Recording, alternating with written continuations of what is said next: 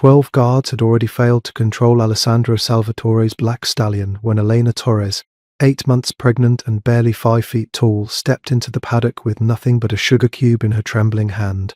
Blood streaked the dirt where the third man had fallen. Someone was shouting for tranquilizers. Another guard clutched his dislocated shoulder, face twisted in pain.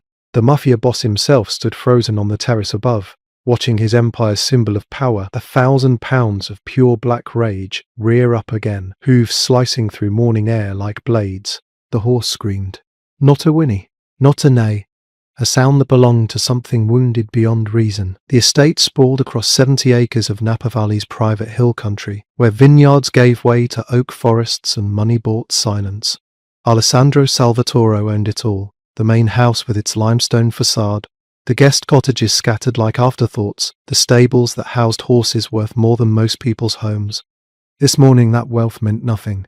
His men surrounded the stallion like they were negotiating with a bomb. Owen Kane, head of security, barked orders nobody could follow. Flanking positions. Don't let him get to the fence again. Too late.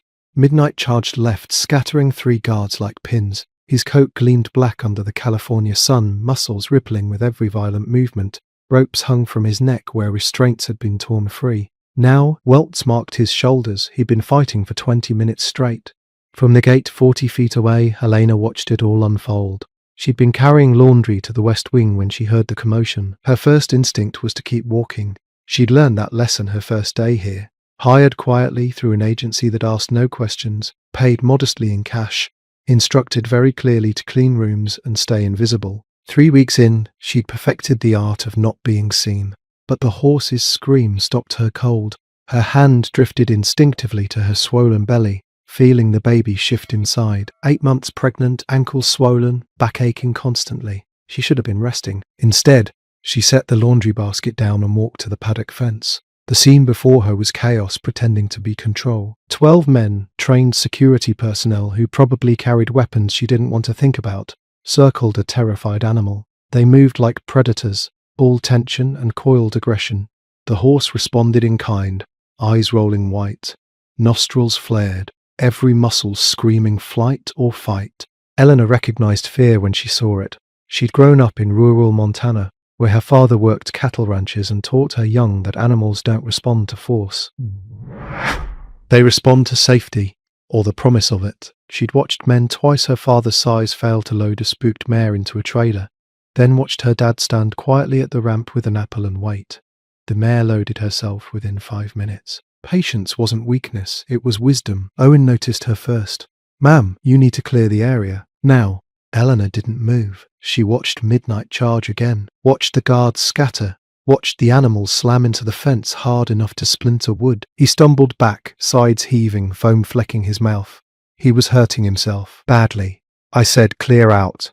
Owen's voice cut sharper this time. "That horse is dangerous." "He's scared," Elena said quietly. "What?" "He's scared, not dangerous, scared." Another guard, younger, bleeding from a cut above his eye, turned on her. "Lady, that thing nearly killed 3 of us. Get back to whatever you were doing before you get hurt."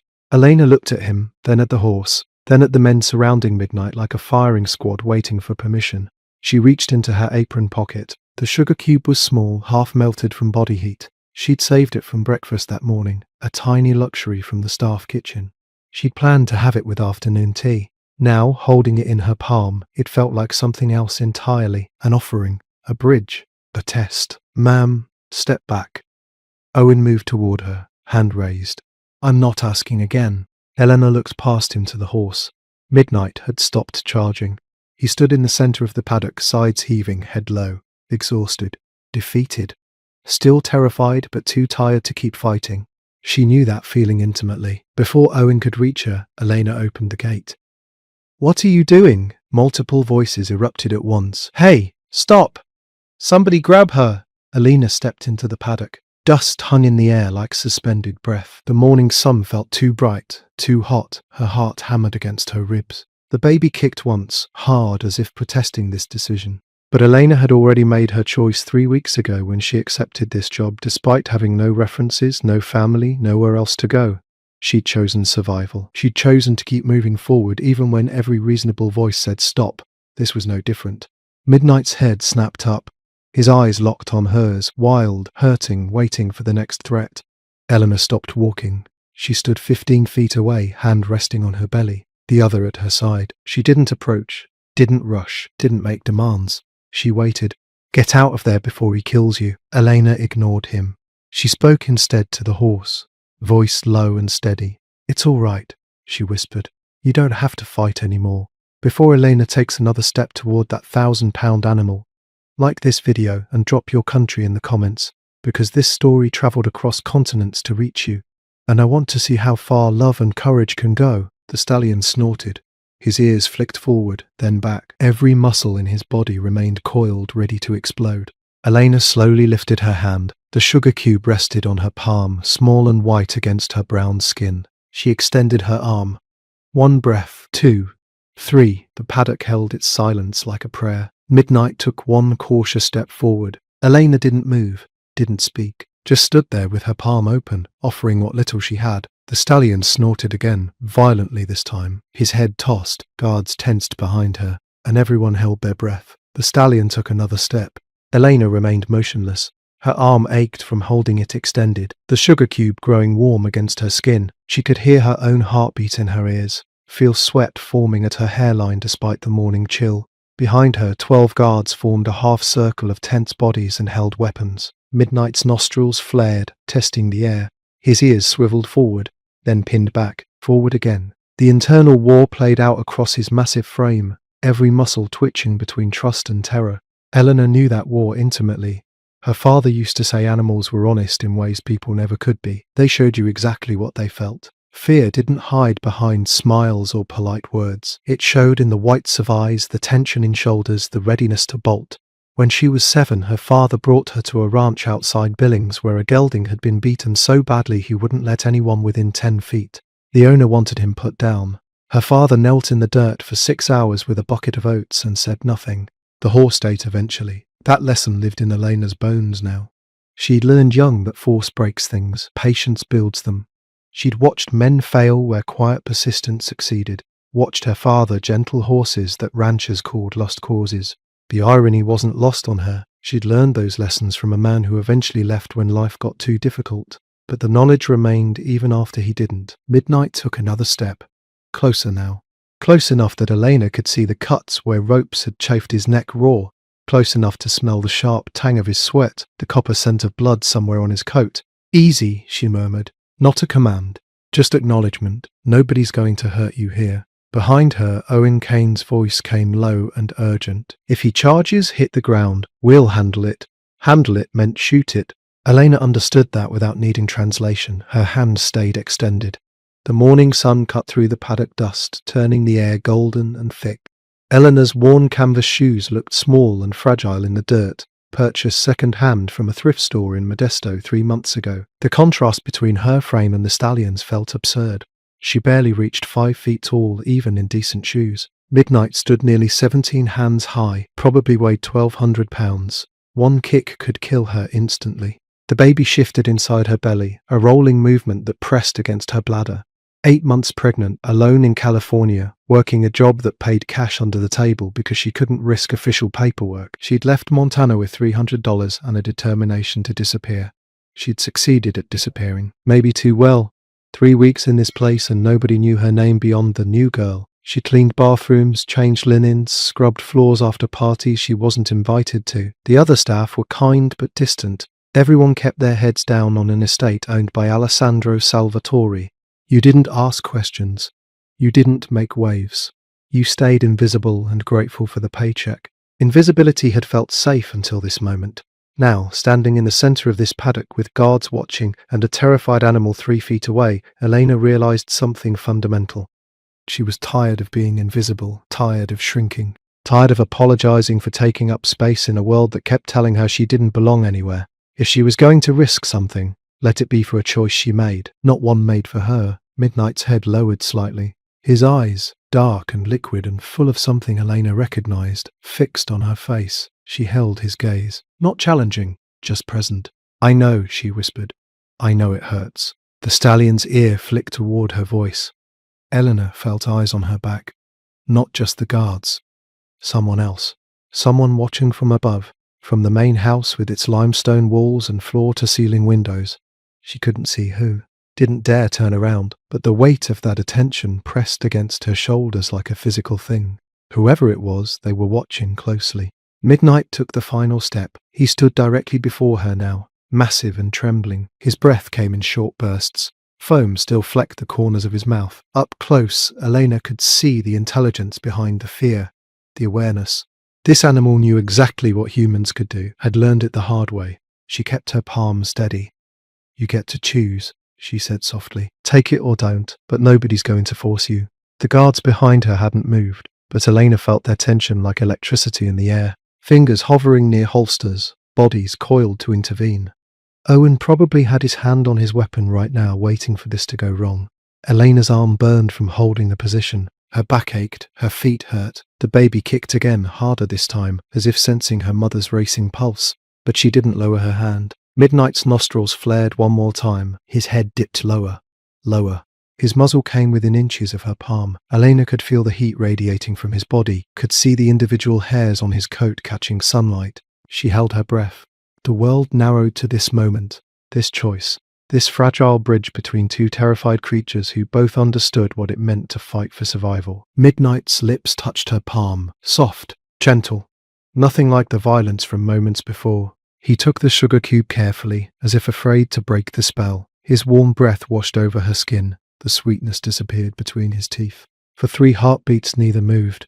Elena slowly lifted her other hand, the one that had been resting on her belly, and reached toward Midnight's neck. He flinched. She stopped. Waited. Let him decide. He leaned forward, just slightly. Her fingers touched the coarse hair of his mane, then his neck.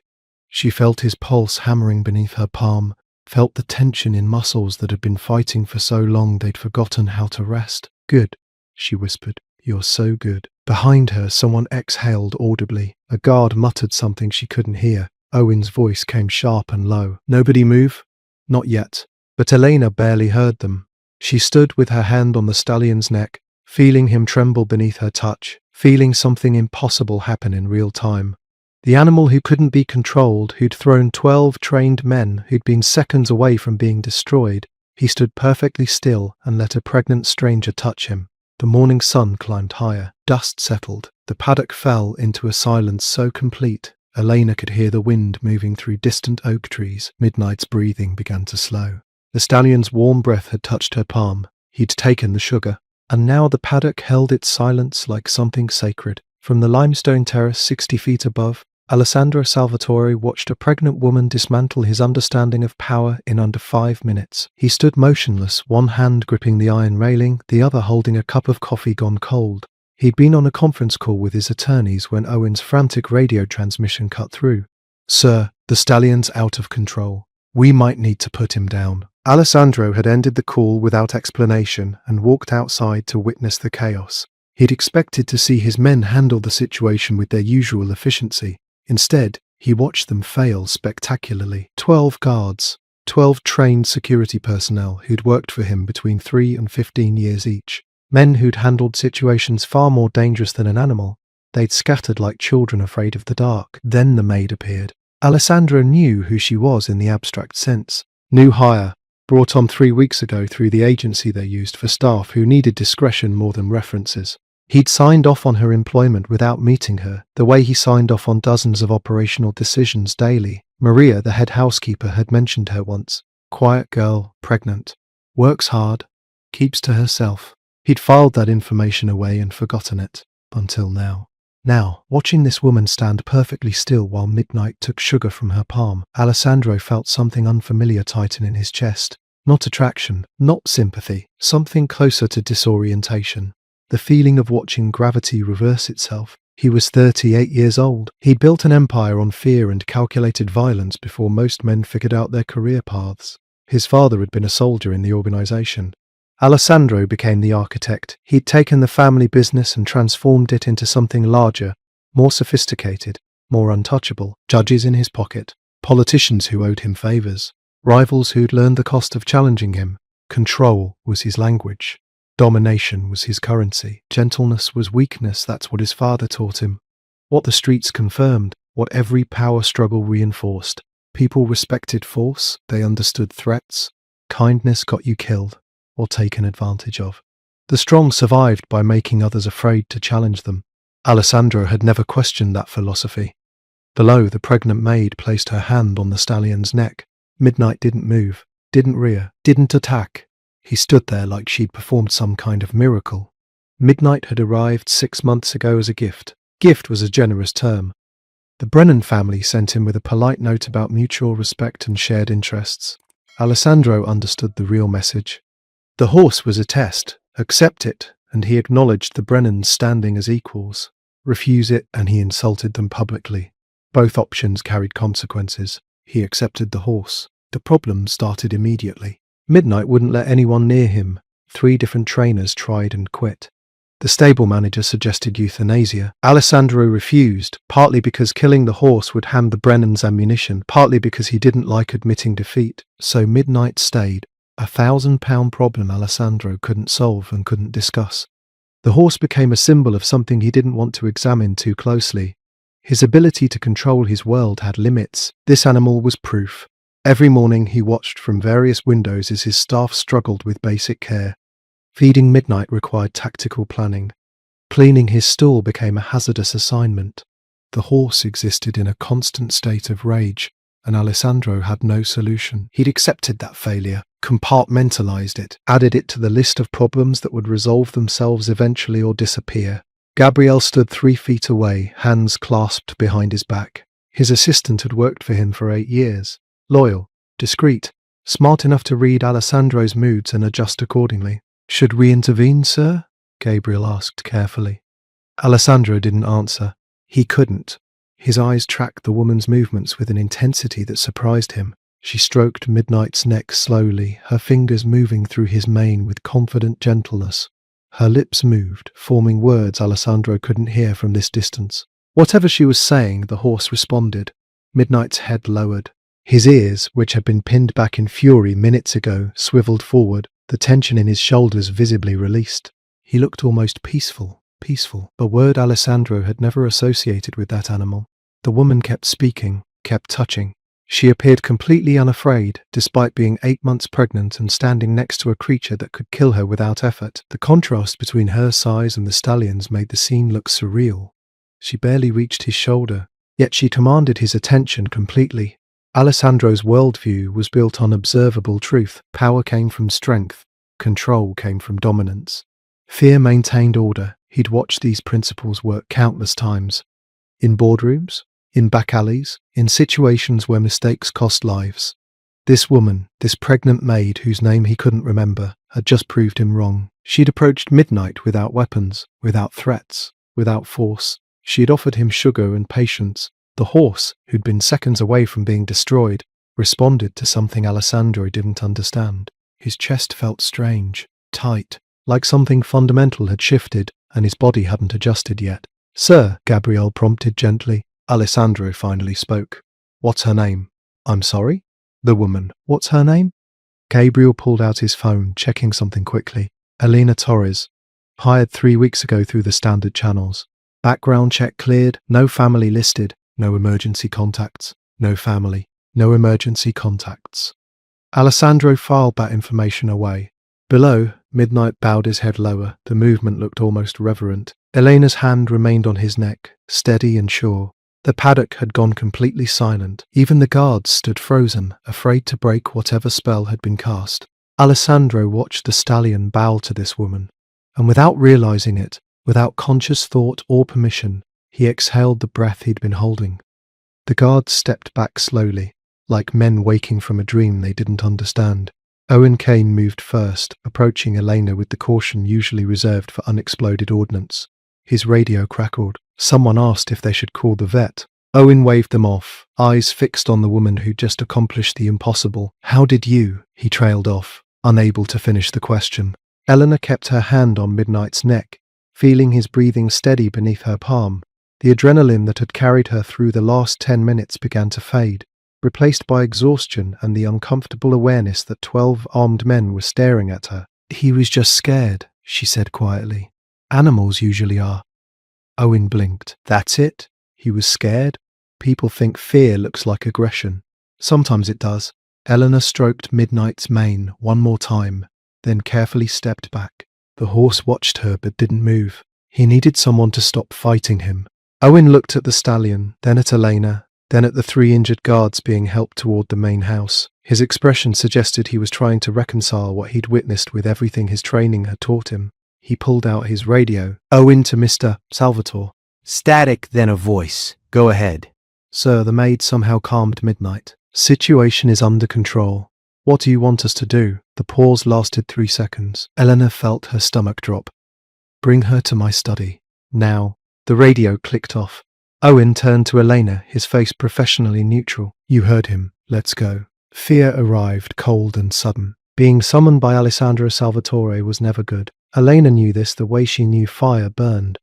You didn't get called to meet the boss unless you'd done something wrong or were about to be told your services were no longer needed.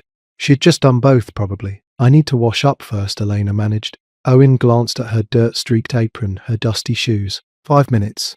Meet me at the east entrance. The walk to the staff quarters felt longer than it should have. Elena's hands shook as she scrubbed dirt from her palms, changed into her spare uniform, tried to make herself presentable. The mirror in the tiny bathroom showed a woman who looked older than 26. Dark circles under brown eyes, hair pulled back in a practical bun, the exhaustion of 8 months carrying a baby while working 60-hour weeks. She'd been invisible here, safe in her invisibility. Now she was about to walk into the lion's den. The main house sprawled across 12,000 square feet of architectural ambition. Elena had cleaned most of it, but never really looked at it. Now, being escorted by Owen through the east wing, she couldn't help noticing details. Marble floors imported from Italy, art hanging on walls that probably cost more than she'd earn in her lifetime, crown moulding that whispered wealth rather than shouting it. Everything was tasteful, expensive, deliberately understated in the way only the truly rich could manage. Her canvas shoes made soft squeaking sounds against the polished stone.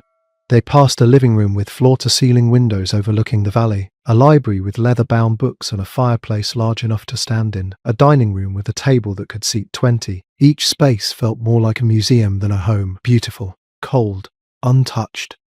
Eleanor's thoughts raced.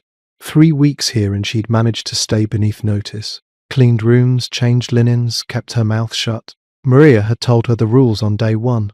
Mr. Salvatore values discretion above everything. Do your work. Don't ask questions. Don't make problems. Elena had followed those rules religiously. The pregnancy complicated everything. She needed this job. Needed the cash payments that didn't require tax forms or identification verification. Needed a place to stay until the baby came and she figured out her next move. She'd left Montana with almost nothing. Couldn't go back. Had no family to call. This job was survival. She'd risked all of it for a horse. The realization hit her hard. She'd stepped into that paddock knowing it could cost her everything. Knowing it was reckless. Knowing she had no business doing it. But she'd done it anyway because watching that animal suffer felt worse than the alternative. Now she'd pay the price. Owen led her through another corridor, this one lined with photographs, black and white images of men in suits. Old California. The kind of history that came with blood and power and secrets buried deep. They stopped outside a heavy wooden door. Elena's heart hammered. The baby kicked, as if sensing her anxiety. She pressed one hand against her belly, trying to steady herself. Whatever happened next, she'd face it. She'd survived worse, left Montana pregnant and alone. Driven across country with $300 and no plan. Found work cleaning toilets because it paid cash. She could survive this too. If you're already wondering whether Alessandro will punish her or protect her, hit that like button. Trust me, what happens next is not what you'd expect. Owen glanced at her. Ready? Elena nodded, not trusting her voice. He knocked twice, solid professional strikes against wood. From inside, a voice she'd never heard before, deep, controlled, absolutely certain of its authority. Enter. Owen opened the door and Elena stepped into a room that felt like walking into the center of Alessandro Salvatore's mind. Dark wood paneling covered the walls, rich mahogany that absorbed light rather than reflecting it. Floor-to-ceiling bookshelves lined 2 sides, filled with volumes that looked read rather than decorative. A massive desk dominated the space, its surface clear except for a laptop and a single fountain pen. Leather chairs faced the desk like supplicants waiting for judgment. Everything in the room radiated controlled power. Nothing was accidental. Nothing was soft. Alessandro sat behind the desk, perfectly still. He looked different than she'd imagined. Younger than his reputation suggested, maybe late 30s. Dark hair cut precisely, strong features that might have been handsome if they weren't so carefully composed. He wore a white shirt, sleeves rolled to his forearms, no tie. The casualness felt deliberate, like everything else about him. His eyes tracked her movement with unsettling intensity. Eleanor stood just inside the doorway, unsure whether to step forward or wait for permission. Her hands wanted to twist together nervously. She forced them still. "You handled my horse." Statement, not question. His voice matched the room. Deep. Controlled. A man who never needed to raise his volume to be heard. Elena swallowed. "I didn't mean to overstep, Mr. Salvatore. I can leave if—" Sit. One word. Absolute command. Elena moved to the nearest chair and lowered herself carefully. The leather was expensive, the kind that molded to your body. She perched on the edge, unable to relax. Alessandro leaned back slightly, fingers stippled beneath his chin. He studied her the way someone might study a puzzle that didn't make sense. Not hostile, not friendly, just intensely curious. The silence stretched. Eleanor fought the urge to fill it with apologies or explanations. She'd learned that lesson from her father. When someone powerful is thinking, you let them think. Finally, Alessandro spoke. "How did you do it?" "I'm sorry." 12 men. Trained security. They couldn't get near midnight without him trying to kill them. You walked into that paddock 8 months pregnant and calmed him in under 5 minutes. How? Elena chose her words carefully. Instinct, mostly. I grew up around animals. They respond to what you're feeling more than what you're doing. Your men were trying to control him. I offered him a choice. A choice. Alessandro repeated the word like he was testing its weight. You gave a violent animal a choice. He's not violent. He's terrified. There's a difference. Something shifted in Alessandro's expression, not softening exactly. More like recognition. Explain. Elena took a breath. When animals are scared, they protect themselves. Fight or flight. Your horse couldn't flee, so he fought. The more your men tried to dominate him, the more he fought back. I didn't try to dominate him. I acknowledged what he was feeling and offered him something better than fighting. Sugar. Safety. The sugar was just the introduction. Alessandro stood abruptly. Elena tensed, but he didn't approach. He walked to the window overlooking the paddock below. From here she could see Midnight standing quietly in the center, head lowered, finally at peace. I've owned that horse for 6 months, Alessandro said, his back to her. 3 trainers quit. My stable manager wanted him destroyed. I've spent considerable resources trying to solve a problem I couldn't solve. He turned, pinning her with his gaze. You solved it in 5 minutes. Eleanor didn't know how to respond to that. Alessandro moved back to his desk but didn't sit. He remained standing, hands resting on the chair back. From this position he could look down at her. Another power play, probably unconscious at this point. But when he looked at her, Elena saw something that surprised her. Not anger, not suspicion, genuine curiosity. He really looked at her for the first time. Not as a problem or an employee, but as a person. His eyes tracked the details. Her worn uniform, probably second-hand. The way she held herself despite obvious fear, spine straight even while sitting on the edge of her seat. The protective hand that kept drifting to her belly, an unconscious gesture she probably didn't realize she was doing. Something shifted in his expression. Internal. Subtle. The look of someone having their assumptions challenged. This woman wasn't trying to prove anything. She wasn't angling for recognition or advancement. She'd stepped into that paddock because watching Midnight suffer was intolerable. Consequences be damned. She acted from a different center than anyone in Alessandro's world. That realization landed with unexpected force. Where did you learn this? He asked, his tone less commanding now, more genuinely interested. Montana. My father worked cattle ranches around Billings. I spent most of my childhood watching him gentle horses other men had given up on. He taught me that animals don't need to be broken. They need to be understood. Your father sounds like a patient man. Elena's expression flickered. He was, with animals anyway. Alessandro caught the distinction. He filed it away for later examination. He stood in silence for a long moment, decision forming behind his eyes. Elena watched him, heart pounding, waiting for judgment. This was the moment. He'd either dismiss her or punish her for overstepping. She never expected what came next. The horse is yours to care for now. Alessandro's voice carried absolute finality. Report to the stables every morning. Owen will adjust your schedule accordingly. Elena stared at him, speechless. Her mouth opened, closed. No words came. Alessandro sat down, already turning his attention to the laptop on his desk. Conversation over. Decision made. I don't. Elena finally found her voice. Mr. Salvatore, I'm not a trainer. I'm here to clean. He looked up, one eyebrow raised slightly.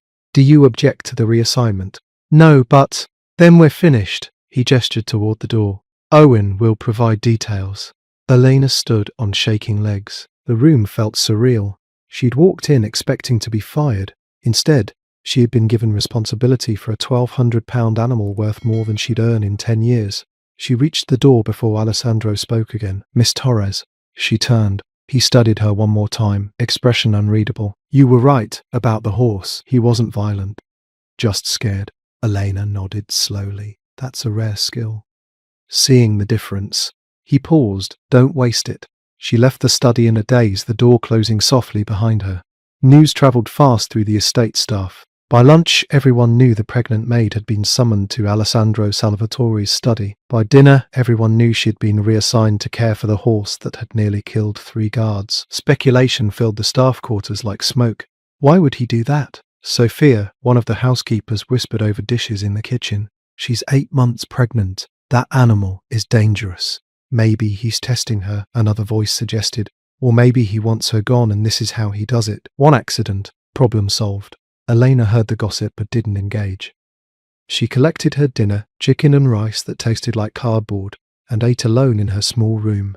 The space measured barely 10 by 12 feet, furnished with a twin bed, a dresser and a window overlooking the service road. Not much, but it was hers. Private. Safe. She stared at the ceiling that night, unable to sleep. The baby kicked rhythmically against her ribs. 6 weeks until her due date. 6 weeks to figure out what came next. The job paid enough to save a little, but not enough to afford real housing. She'd been sleeping in her car when Maria found her, offered her this position. Room and board included. Cash under the table. It had felt like salvation then. Now, lying in the dark, Elena wondered what she'd gotten herself into. Margaret found her the next morning before dawn. The head housekeeper was 63, efficient and protective of the younger staff in her particular way. She cornered Elena outside the staff entrance, coffee in hand, expression serious. I heard about your new assignment. Elena adjusted her clean apron. Yes, ma'am. Listen to me carefully. Margaret's voice dropped low. Don't get comfortable. Men like Alessandro Salvatore don't do kindness. They do transactions. Everything costs something. You just don't know the price yet. I'm just taking care of a horse. Nothing here is just anything. Margaret squeezed her shoulder. Be careful, Elena. You're a good girl. I don't want to see you hurt. The warning settled cold in Elena's stomach as she walked to the stables. Morning light broke across the valley in shades of gold and amber. The air smelled of hay and earth and the faint sweetness of jasmine growing along the paddock fence. Midnight stood in his stall, ears forward, watching her approach. Elena's nervousness returned sharp and immediate. Yesterday had been adrenaline and instinct. Today was responsibility. What if he didn't remember her? What if yesterday was luck? She opened the stall door slowly. Midnight turned his massive head, nostrils flaring. For 3 heartbeats they studied each other. Then he stepped forward and gently bumped her shoulder with his nose. Relief flooded through her. Good morning to you too. She'd brought apples from the kitchen, sliced thin. Midnight took them from her palm with the same careful gentleness as yesterday. Elena stroked his neck, feeling tension she hadn't known she carried begin to release. This could work. This could actually work. Over the following days, routine established itself. Elena arrived at dawn, brought fruit or carrots, spoke softly while grooming Midnight's coat. The stallion responded like he'd been waiting his whole life for someone to treat him with basic kindness. His coat began to shine. His eyes lost their wild edge. He followed Elena around the paddock like an enormous loyal dog. The transformation was remarkable. Eleanor didn't notice Alessandro watching from the terrace, or the library window, or the second-floor hallway that overlooked the stables. He told himself he was protecting his investment, ensuring the horse stayed calm, making sure his decision hadn't been a mistake. But Gabrielle noticed. Sir, the quarterly reports need your signature. Alessandro signed without looking away from the window. Below, Elena brushed Midnight's mane, talking to him about something Gabriel couldn't hear. Also, the meeting with the distributors has been moved to Thursday. Fine. And the governor's office called about the fundraiser. Handle it. Gabriel set the papers aside. How is the horse doing? Alessandro finally turned from the window. Better. And the woman? What about her? Gabriel chose his words carefully. I've noticed you've been attentive to her welfare. Chef mentioned you asked about her meals. Maria said you inquired whether her room was adequate. Owen reported you wanted daily updates on her schedule. Alessandro's expression remained neutral. She's pregnant and responsible for a valuable animal. I'm ensuring she has what she needs to do her job effectively. Of course, sir. But they both knew it was more than that. Small changes appeared across the estate. The kitchen began preparing meals suited for pregnancy. More protein, fresh vegetables, careful seasoning. Elena's room received a better mattress, delivered without explanation. Her schedule was adjusted to include mandatory breaks. When she looked tired, someone always appeared with water or a place to sit. Eleanor sensed the attention but couldn't understand it. Nobody said anything directly. Things just happened. She was too exhausted to question good fortune. On the fifth morning, Alessandro appeared at the stables himself. Elena looked up from checking Midnight's hooves, startled. The Mafia Boss stood at the fence in dark slacks and a white shirt, looking distinctly out of place among hay bales and horse equipment. Mr. Salvatore Carras, she straightened quickly, wiping her hands on her apron. How is he? Good. Really good. He's eating well, letting me handle him without any problems. Alessandro's eyes tracked Midnight, then returned to Elena. And you? I'm fine. You look tired. Elena laughed, the sound slightly bitter. I'm 8 months pregnant. Tired is standard. When are you due? 6 weeks. Give or take. Alessandro was quiet for a moment. The question was too personal for an employer to ask. Elena knew she should deflect. Instead, exhaustion made her honest. Not in the picture. Never was, really. Family? No. Friends? No. The single syllables painted a picture neither of them needed elaborated. Alessandro studied her with that same intense focus from his study. What's your plan? After the baby comes? Elena looked at Midnight instead of him. Keep working as long as I can. Save money. Figure out childcare. Hope everything works out. That's not a plan. That's hope disguised as strategy. It's all I have. The words hung between them, honest and stark. Alessandro's jaw tightened. He looked like he wanted to say something, reconsidered, turned to leave. Sir? Elena called after him. He stopped but didn't turn around. Thank you for this opportunity. I know I don't deserve it. You calmed a horse 12 men couldn't handle. You earned it.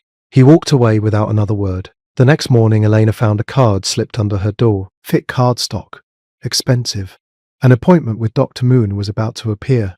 Rebecca Rivera, specialist in high-risk obstetrics, San Francisco. 2 days from now, 10 in the morning. Prepaid. Transportation arranged. No note. No explanation. Eleanor held the card with shaking hands, Margaret's warning echoing in her mind. Everything costs something. You just don't know the price yet. 3 weeks passed like pages turning in a book Eleanor didn't know she was reading. Mornings became her favourite time. Dawn broke soft over the valley, painting everything gold and quiet. She'd arrive at the stables before the rest of the staff woke, when the world belonged to her and Midnight alone. The stallion would nicker softly when he heard her footsteps, pressing his nose against the stall door and greeting. They built a language together. Not words exactly. Understanding. Eleanor learned his moods. The flick of his ear that meant contentment. The particular snort when he wanted to run. The way he leaned into her touch when something bothered him. Midnight learned her limits too, moved carefully around her growing belly, stood perfectly still when she needed to lean against him for balance.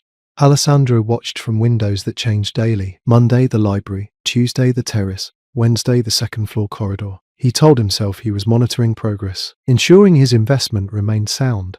But Gabriel knew better. The entire staff knew better. Small changes accumulated like snow building toward an avalanche. Elena's room received blackout curtains without explanation. The kitchen began leaving nutritious snacks in the staff break room. Almonds, fresh fruit, cheese. Items that appeared precisely when Elena took her breaks. Her schedule was quietly adjusted to avoid heavy lifting. When she needed to travel to San Francisco for her appointment with Dr. Rivera, a car appeared with Gabriel at the wheel, professional and polite. Mr. Salvatore wanted to ensure you had reliable transportation, Gabriel explained. Elena accepted these gifts with growing confusion and gratitude. She'd spent so long invisible that being seen felt dangerous and necessary in equal measure. The doctor's appointment revealed everything was progressing normally. Baby was healthy. Elena was healthy despite the exhaustion. Due date confirmed. 4 weeks now. Dr. Rivera provided her personal number. Call anytime. Mr. Spiral roll-up. Salvatore was very clear you should have immediate access. Elena didn't ask how Alessandro knew she needed a specialist, didn't question why he'd arranged it. Some gifts you accept because refusing them would be foolish. She focused on what she could control, caring for Midnight, saving money, preparing mentally for the reality that in 4 weeks everything would change again. The estate settled into autumn, leaves turned gold and red. Morning air carried a chill that made Midnight playful. Elena watched him run circles around the paddock, powerful and free, and felt something close to joy. She didn't notice the pattern until later. Alessandro's walks coincided with her schedule. When she arrived at dawn, he appeared on the terrace 15 minutes later. When she worked afternoons, he found reasons to pass the stables, never approaching, never speaking, just present. Late afternoon on a Thursday, Elena was brushing Midnight's coat when the first contraction hit. Sharp, sudden. A band of pressure that wrapped around her belly and squeezed. She stopped mid-stroke, hand freezing on the brush. Midnight turned his head, sensing her distress. "It's fine," she whispered. "Just..." The second contraction arrived, stronger. Eleanor gasped, dropping the brush. Her hand flew to her belly, supporting the weight that suddenly felt too heavy. Not now, please not now. 4 weeks early. She wasn't ready. She moved carefully to the wooden bench outside the stall, lowering herself with shaking hands. Midnight followed, pressing his nose against her shoulder. Worried, protective, Elena tried to breathe through it, counted seconds, focused on the rhythm her body was creating without permission. The contractions came irregular, painful, but not unbearable. False labor, maybe, hopefully. "Please be false labor," she whispered. Alessandro rounded the corner of the stables at exactly 4:30, the same time he'd been coincidentally walking past for 3 weeks. He saw Elena on the bench, saw her face, saw her hand pressed against her belly. He moved faster than she'd ever seen him move. "What's wrong?" His voice was sharp, controlled panic beneath professional composure. "I'm fine, just..." Another contraction cut through her words. Elena gritted her teeth, riding it out. "Don't move." Alessandro already had his phone out. "I'm calling Dr. Rivera. You don't need to..." "Stop." His voice carried an edge of something Elena had never heard before. Fear, maybe. Or fury directed at his own helplessness. "You're not fine. Stop being stubborn." He spoke rapidly into the phone, giving their address, describing symptoms. Eleanor heard 8 months pregnant, and contractions, and yes, immediately. Alessandro ended the call. "She's coming. 40 minutes. I can't afford. I'm handling it." He sat beside her on the bench, close but not touching. "How far apart? I don't know. 5 minutes? Maybe less?" His jaw tightened. "Have you been feeling off today? I'm always tired." "I didn't think..." "You should have said something." Elena would have laughed if another contraction hadn't arrived. She breathed through it, feeling Alessandro's presence beside her like a wall she could lean against if she let herself. Midnight stood guard on her other side, utterly still.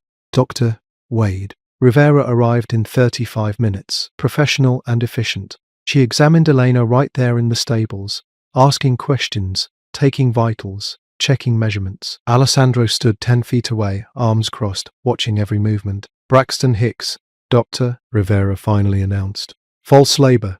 Completely normal at this stage, though quite uncomfortable. The baby is fine." "You're fine." Relief flooded through Elena so powerfully she nearly cried. "However," the doctor continued, "you need rest, real rest. No more standing for hours, no heavy work. Your body is preparing for delivery. Listen to it." Eleanor nodded, exhausted. Dr. Rivera packed her equipment, gave Elena strict instructions, and left with a promise to check in tomorrow. The sun was setting now, painting the valley in shades of amber and shadow. Alessandro remained. Elena expected him to leave. Instead, he sat back down on the bench, elbows on his knees, staring at the ground. If you think Alessandro is falling for Elena, or if you think this is just guilt, tell me in the comments. I need to hear your honest take, because what comes next will test everything. Minutes passed in silence. Midnight grazed peacefully nearby. The estate settled into evening quiet.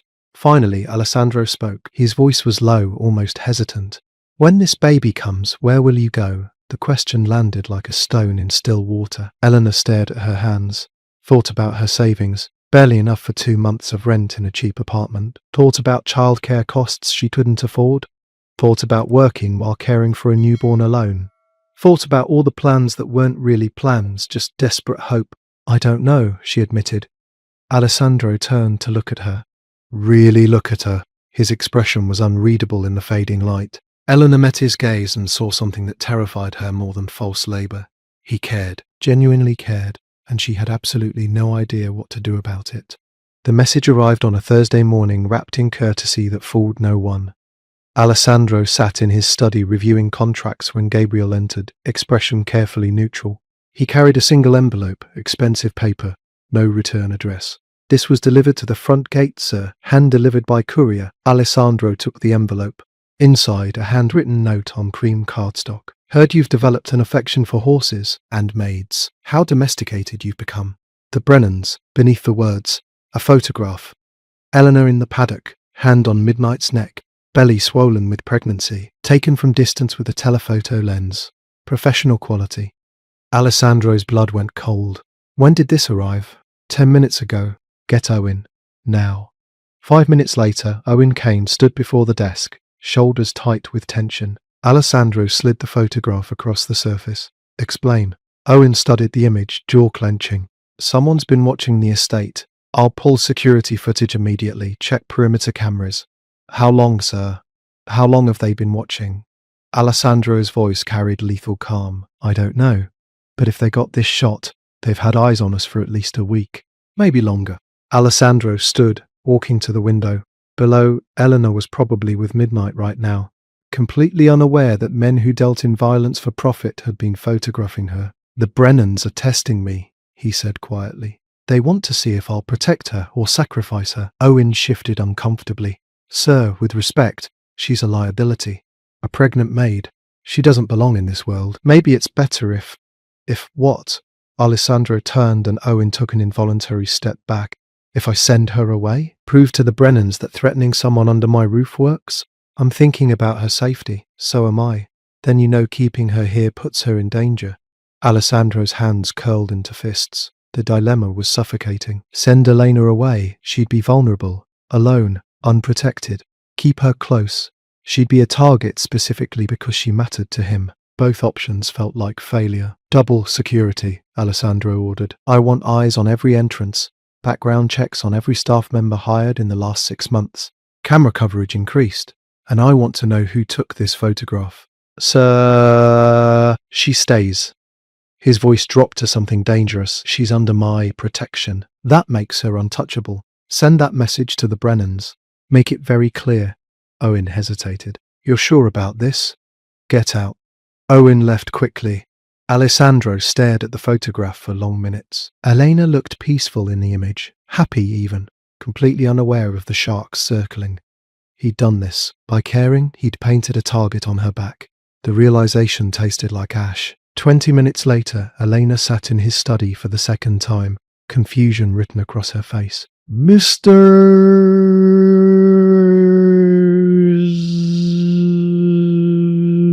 Salvatore, if I've done something wrong, you haven't." Alessandro remained standing, unable to sit. "I need to explain something. About who I am, what I do." Eleanor waited. "You know I'm powerful. You probably know my name carries weight, but you don't know the extent." He paused, choosing words carefully. "My family has been involved in organized crime for 3 generations. I've spent the last 15 years building an empire that operates on fear, influence, and violence when necessary. I'm not a businessman in the legitimate sense. I'm a criminal." Elena's expression didn't change much. "I guess something like that." Alessandro blinked. "You guessed. Nobody has this much security and this much privacy unless they're hiding from something. Or hiding something. I figured you were either witness protection or..." She gestured vaguely. Her pragmatism caught him off guard. "A rival family sent me a message today. They've been watching you, photographing you. They know you matter to me." Now fear flickered across her face. "Matter to you? Yes. No point denying it. Which makes you a target. A way to hurt me." Eleanor's hand moved instinctively to her belly. "What does that mean?" "It means you're in danger because I was careless enough to show I care." The words hung between them, heavier than he'd intended. Elena stood abruptly. "So what? You're telling me this as a warning? Or as a goodbye?" "I'm telling you because you deserve to know the situation." "The situation." Her voice climbed. "You made this decision without asking me. You decided I mattered. You decided to care. Now you're telling me I'm in danger because of choices you made?" Alessandro hadn't expected anger. "I'm trying to protect you. By making me a target, by dragging me into a world I never asked to be part of. Elena's eyes flashed. I've spent my whole life trying to stay invisible. You're the one who pulled me into the light. You stepped into that paddock. You made yourself visible. To save a horse! Not to become part of some mafia power struggle. I know, Alessandro's voice dropped, and I'm sorry, but the choice now is simple. I can send you away, give you money, arrange safe housing somewhere far from here. You'd be alone, but safer. Or you can stay under my protection, which is real protection, Elena. No one touches what's mine. Elena stared at him. What's yours? Poor phrasing. What I protect, she laughed bitterly. At least you're honest about the ownership. That's not what I meant. Isn't it? Elena moved toward the door, then stopped, turned back. You want to know what I think? I think you're scared. Not of the Brennans, of caring about someone. So you're giving me an out, a way to leave so you don't have to feel responsible. Alessandro said nothing. The accuracy hurt. Eleanor took a breath, composing herself. I'm not leaving. You should. I'm not leaving because some criminal family decided on leverage. I'm not running because powerful men think they can make me. I've run before, from Montana, from my past, from everything. I'm done running. You don't understand what you're choosing. I understand perfectly. Elena's voice steadied. I'm choosing not to let fear win. Same way I chose to walk into that paddock. Alessandro studied her. 8 months pregnant, exhausted, vulnerable in every measurable way, yet standing in his study refusing to back down from danger she shouldn't have to face. Courage had nothing to do with size or strength. He understood that now. Then you stay, he said quietly, but you follow my rules, security protocols. No arguments, no exceptions. The war has begun, Alessandro added. You need to understand that. I understand. Elena met his gaze steadily. Do you? She left before he could answer. 24 hours stretched like a wire pulled too tight. Security doubled overnight. New guards patrolled perimeters at 15-minute intervals. Cameras that had covered blind spots were upgraded. Owen coordinated shifts from the command center, tracking every vehicle that passed within a mile of the estate. Staff received instructions. Report anything unusual, anyone unfamiliar, any deviation from normal patterns. The entire property held its breath.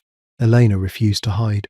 Morning arrived and she walked to the stables at her usual time, ignoring Gabriel's attempt to escort her. She brought Midnight his apple slices, brushed his coat, spoke to him about nothing important. The routine mattered more than safety. If she let fear dictate her movements, the Brennans won without firing a shot. Alessandro spent the night in the security room, eyes fixed on monitors showing every angle of the estate. Owen brought him coffee at midnight, then again at 3. Neither spoke much. There was nothing to say. They waited for violence that never came. Dawn broke soft and gold across the valley. Nothing had happened. The threat was psychological, a reminder that the Brennans could reach him if they chose. A test to see if Alessandro would flinch. He hadn't. But the exhaustion of constant vigilance left him hollow. He found Elena in the stables at sunrise. She stood beside Midnight, one hand resting on the stallion's shoulder. The horse was completely relaxed, head lowered, eyes half closed in contentment. Morning light filtered through the wooden slats, painting everything in shades of amber. The scene looked peaceful in a way that felt impossible after the night Alessandro had just endured. Eleanor turned when she heard footsteps. Her expression shifted from calm to concern. You look terrible. Good morning to you too. Did you sleep at all? No. She studied him with that same directness that had caught his attention in the paddock weeks ago. No pretense. No careful navigation of social hierarchy, just honest observation. Nothing happened, did it? She asked. No. Then they got what they wanted. They made you afraid. Alessandro leaned against the stall door, suddenly too tired to maintain his usual composure. They didn't make me afraid for myself. Elena understood immediately. Her hand moved to her belly in that unconscious protective gesture. I can take care of myself. You're 8 months pregnant and weighing maybe 120 pounds. Taking care of yourself has limits. So does controlling everything around you. The observation landed with uncomfortable accuracy. Midnight shifted position, pressing his nose against Elena's shoulder. She stroked his neck absently, attention still fixed on Alessandro. You could have sent me away, she said quietly. Last night, this morning, any time in the last 24 hours. Why didn't you? Alessandro opened his mouth, closed it. The answer should have been simple, practical, about strategy and principles, and not letting threats dictate his decisions. But that wasn't the truth. Because He struggled to find words for something he'd never articulated before. Because you showed me something I'd forgotten existed. What? That power doesn't have to destroy. He pushed off the stall door, moving closer. That control can look like trust.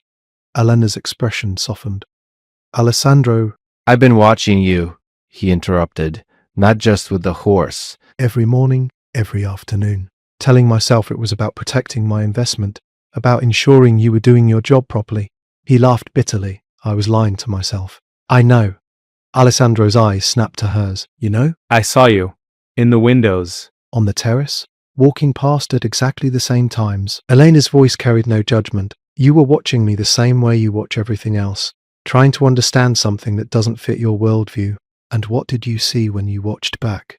Elena considered the question seriously. Fear. The word hit harder than any physical blow. You move through this world like midnight moved through that paddock, she continued. Powerful, dangerous, absolutely convinced that if you show vulnerability, something will destroy you. You've built walls so high nobody can reach you, and you're exhausted from maintaining them. Alessandro couldn't speak. She'd seen him, actually seen him. Not the reputation or the power or the carefully constructed image, the wounded thing beneath. You and Midnight aren't that different, Elena said softly. Both of you learn that the world responds to force. Both of you got hurt when you trusted. Both of you decided safety meant never letting anyone close enough to hurt you again. That's not. It is.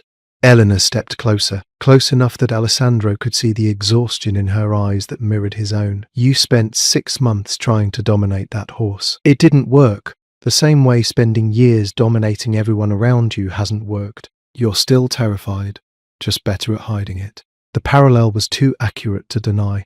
Alessandro had been fighting the same battle as Midnight. Fear disguised as aggression.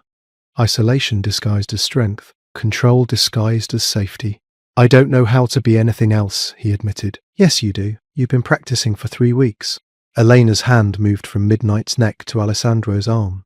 The touch was light, careful, giving him space to pull away if he needed. You've been gentle with me. You arranged medical care. You adjusted my schedule. You made sure I had what I needed without demanding anything in return. That's not domination. That's care. Alessandro stared at her hand on his arm. Such a small gesture. It shouldn't have meant anything. It meant everything. You terrify me, he said quietly. Not because you're dangerous, because you make me want things I gave up wanting years ago. Like what? Safety that doesn't require walls. Connection that doesn't cost pieces of myself. The possibility that someone could see who I actually am and not run. Elena's eyes held his. I'm not running. You should. Stop telling me what I should do. Her voice carried gentle firmness. I'm standing here. I saw what you are. I chose to stay. That was my decision. Respect it. Alessandro felt something crack open in his chest. Not breaking. Opening. The difference mattered immensely. What do you want, Alessandro? Elena asked. The question hung between them like a bridge waiting to be crossed. He looked at her, really looked, at the woman who'd calmed his horse, who'd refused to run from danger, who'd seen his fear and called it by name, who stood in his stables at dawn, 8 months pregnant and absolutely certain of her own courage. I don't know, he answered honestly, but I know I can't let you leave. 2 weeks later, the threat dissolved like morning fog under sunlight.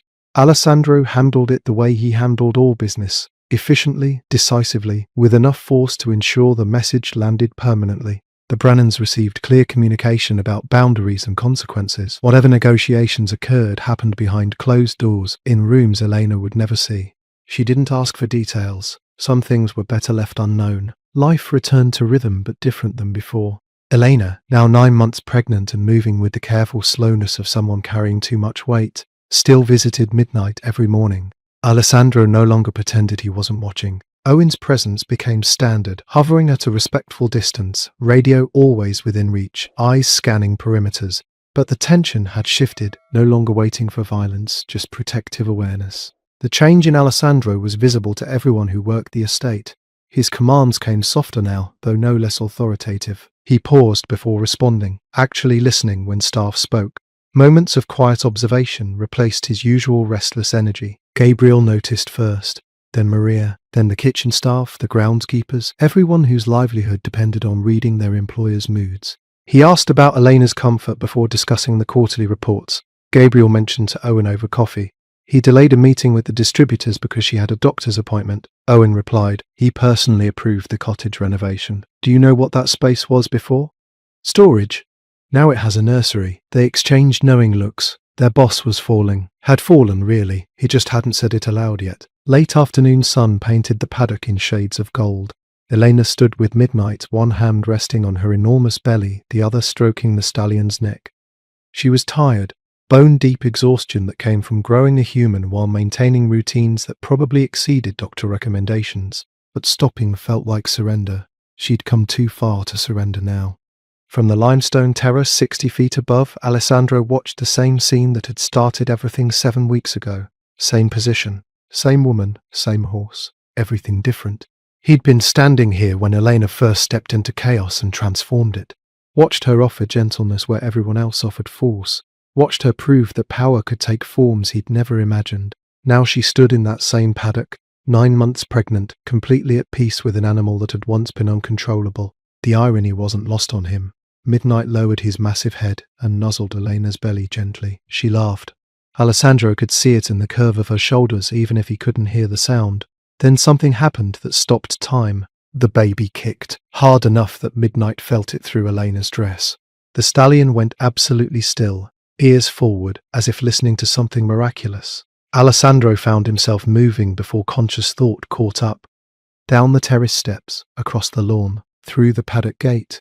He walked toward them, drawn by something stronger than intention. Eleanor looked up as he approached. Surprise flickered across her face, but not fear. Never fear, not anymore. He stopped a few feet away, hands in his pockets, not quite sure what he was doing or why. He's gentler now, Elena said, breaking the silence. You see it? Alessandro watched Midnight stand perfectly calm beside her. I see it. Fear doesn't last forever. Not if someone gives you a reason to trust. The words carried weight beyond the horse. Alessandro understood that. Is that what you did? He asked quietly. For him? For me? Elena considered the question with her usual careful honesty. I just offered what I had. The rest was your choice. What she'd offered was safety without conditions, patience without judgment, the radical concept that trust could be given freely instead of earned through tests and trials. Alessandro had spent 38 years believing the opposite. She'd dismantled that belief in 7 weeks. I have something for you, he said. Elena raised an eyebrow. Another doctor's appointment? Legal papers? He pulled the envelope from his jacket. Midnight is yours. Full ownership. Transferred this morning. Elena stared at the envelope like it might explode. Alessandro, I can't. It's dumb. He's yours. You earned him. I didn't earn anything. You transformed him from a problem I couldn't solve into something peaceful. That's earning. Alessandro held out the papers until she took them with shaking hands. There's more. More? The cottage on the east side of the property. The one that overlooks the oak forest. I've had it renovated. 3 bedrooms, full kitchen, separate entrance. Yours if you want it. For you and the baby. Eleanor's eyes widened. You renovated a cottage for me. For you both.